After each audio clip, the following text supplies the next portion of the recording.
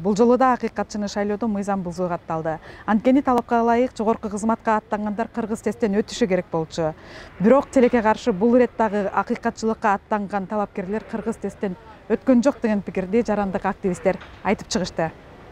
Мамлекеттик кызмат ордуна талапкерлигин койгон жарандар үчүн мамлекеттик тилди милдеттүү түрдө билүү деңгээли жана көлөмү жөнүндө өзүнчө жобо, кыргыз тилди билүүсүн аныктоо үчүн атайын кыргыз тест системасын киргизген өкмөттүн атайын токтому бар.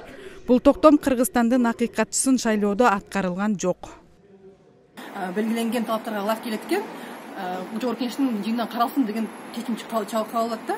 Ошол комитет карап турган маалында алдын ала барып ошо талапкерлер айтышып болчу. Баргыла мынакей мыйзамда 4-беренеде акыйкатчынын мыйзамында көрсөтүп турат, ар бир талапкер кыргыз тилинде эркин сүйлөй алыш керек. Барып кыргыз тесттен өткүлө дагы ошонун көбүрүн алып келип бизге тапшырышкан керек дешип болчу да. Ошондо мыйзам так аткарылмак.